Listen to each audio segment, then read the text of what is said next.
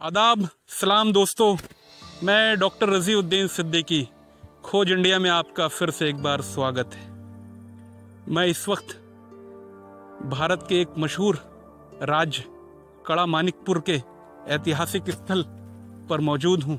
मेरे पीछे जो आप किला देख रहे हैं, ये ईसा से 2 शताब्दी पूर्व का बनाया हुआ किला है। लेकिन ये फेमस कब होता है? जब इस पर राज जयचंद का होता है। दोस्तों, हाँ, वही जयचंद जिसे भारत में गद्दार के नाम से जाना जाता है। ये उसका किला था, जयचंद का किला था। हालांकि जयचंद की राजधानी यहाँ से लगभग 200 से 300 किलोमीटर दूर कन्नौज हुआ करती थी, लेकिन जयचंद का ये भी एक मशहूर किला था।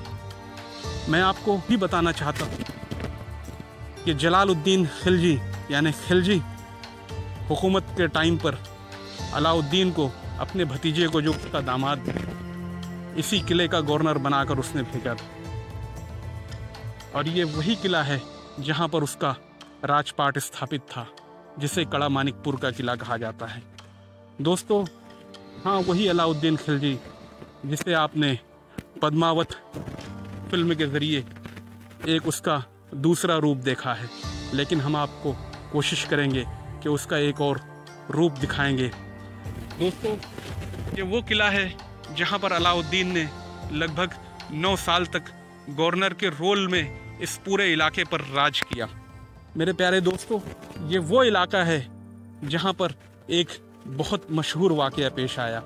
वो वाक़या क्या है, मैं आपको बताऊंगा। यहाँ से कुछ दूर पर ही गंगा नदी बहती है। वो घटना गंगा में घटी थी। कैसे घटी थी, हम गंगा नदी के किनारे चलकर आपको बताने की कोशिश करेंगे। और वो घटना क्या थी, जब एक भतीजे ने, एक दामाद ने अपने ससुर का, इतिहासकार ऐसा कहते हैं, गंगा नदी के अंदर कत्ल किया और दिल्ली के राज पर जाकर सिंहासन किया। तो हम चलते हैं यहाँ से गंगा के तट पर, जहाँ पर वो घटना घटी। मैं आपसे बात कर रहा था एक भारत के इतिहास में जन्मी हुई घटना के बारे में। वो घटना जिसमें कहा जाता है कि भतीजे ने चचा का कत्ल किया था। वो भतीजा चचा का दामाद भी। हाँ दोस्तों, मैं बात कर रहा हूँ जिसे इतिहास में एक विलन की तरह परोसा जाता है, सुल्तान अलाउद्दीन खिलजी की। मैं इस वक्त कड़ा मानिकपुर में किले से ठीक नीचे गंगा के तट पर मौजूद हूँ। आप मेरे पीछे जो नदी देख रहे हैं, ये दरियाए गंगा है, जिसके बारे में अल्लामा इकबाल ने कहा है, ऐ आबे रूए गंगा वो दिन है याद तुझको, ऐ आबे रूए गंगा वो दिन है याद तुझको, उतरा तेरे किनारे जब कारवां हमारा, उतरा तेरे किनारे जब कारवां हमारा।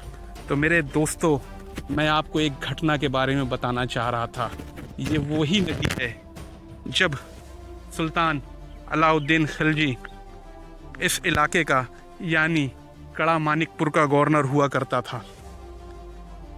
चचा को खबर लगी कि अलाउद्दीन ने देवगिरी बरार को जीता है और काफ़ी ख़जाना लेकर मानिकपुर आया हुआ है। तो चचा भतीजे से मिलने के लिए, जो दामाद भी थे, दिल्ली से कूच कर जाते हैं मानिकपुर के लिए।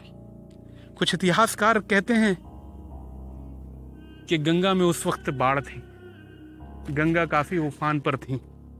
कानपुर तक तो चचा अपनी फौज के साथ पहुंचते हैं, लेकिन गंगा की बाढ़ को देखते हुए ये फैसला किया जाता है क्यों ना नाव के ज़रिए मानिकपुर जल्दी से पहुंचा जाए। तो वो अपने चंद 7 सिपाहियों को लेकर नाव में सवार हो जाते हैं। दोस्तों, वो जुलाई का महीना था। हाँ, जुलाई, 19 जुलाई। ये वही तट था, ठीक मानिकपुर कड़ा के किले के नीचे, जहाँ पर चचा को उम्मीद थी कि भतीजा उनका भव्य स्वागत करने के लिए तैयार है। चचा इस खुशी में, यानी सुल्तान जलालुद्दीन खिलजी इस तट पर पहुंचता है। और इतिहासकारों का कहना है कि अलाउद्दीन जिसकी नज़र पहले से दिल्ली के तख्त पर थी, वो पूरी तैयारी कर बैठा था। चचा को रास्ते से हटाने की पूरी कोशिश कर चुका था। चचा इस तट पर यानी गंगा नदी के तट पर जैसे ही उतरते हैं तो सुल्तान जलालुद्दीन खिलजी का अलाउद्दीन कत्ल करवा देता है और लाश को इसी गंगा में बहा देता है। तारीख थी 19 जुलाई।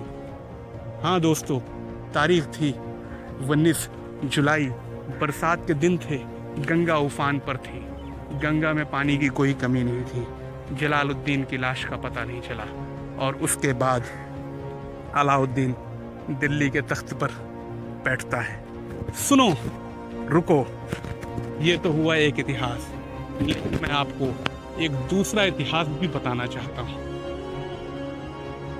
अलाउद्दीन कहते हैं उस वक्त यहाँ पर एक बहुत बड़े बुजुर्ग हुआ करते थे जिनका नाम बाबा कड़क शाह था।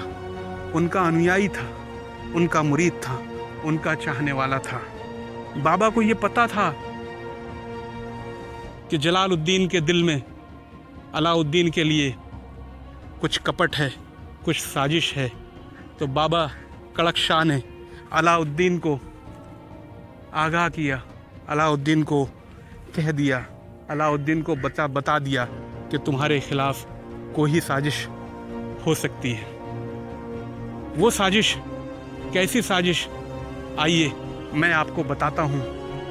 गंगा के उस किनारे से, उस तरफ से, जहाँ मैं आपको लेकर जाऊँगा कि वो साजिश क्या थी, जो इतिहासकारों का दूसरा मत है। आइए मेरे साथ। हाँ दोस्तों, मैं आपको बताने की कोशिश कर रहा था कि इतिहासकारों का दूसरा मत क्या है। जलालुद्दीन की हत्या अलाउद्दीन ने की थी या कोई और बात थी। मैं आपको वो चीज़ फिल्मा कर दिखाना चाहता हूँ, किस तरीके से जलालुद्दीन की हत्या इस जगह पर हुई थी। मेरे साथ मेरे दो साथी इस वक्त यहाँ पर मौजूद हैं।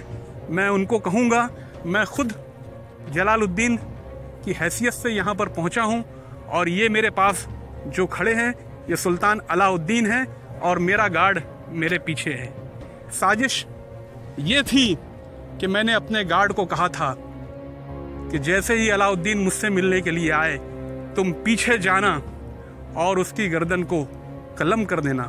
लेकिन इतिहासकारों ने कहा है कि बाबा कड़क शाह ने अलाउद्दीन को पहले से ही आगाह कर दिया था इस साजिश के लिए।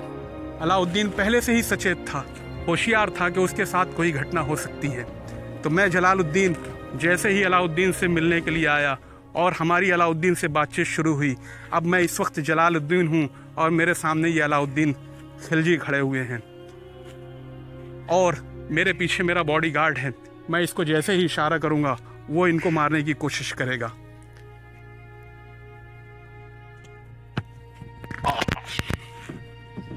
आपने देखा अलाउद्दीन तो पहले से होशियार था। जैसे ही तलवार का वार पड़ा, अलाउद्दीन तो नीचे बैठ गया, लेकिन वही तलवार जलालुद्दीन की गर्दन पे लगती है और जलालुद्दीन की गर्दन ठीक इसी गंगा में गिरती है। जुलाई का महीना था, 19 जुलाई तारीख थी। गंगा में बाढ़ थी, गंगा अपने पूरे शबाब पे बह रही थी, उफान था। लाश कहाँ गई आज तक कुछ पता नहीं। इतिहासकारों का ये दूसरा मत था दोस्तों। आप इससे सहमत हो या ना हो, यह आपका अधिकार है। मैं डॉक्टर रज़ीउद्दीन सिद्दीकी खोज इंडिया में एक बार फिर आपका स्वागत करता हूँ।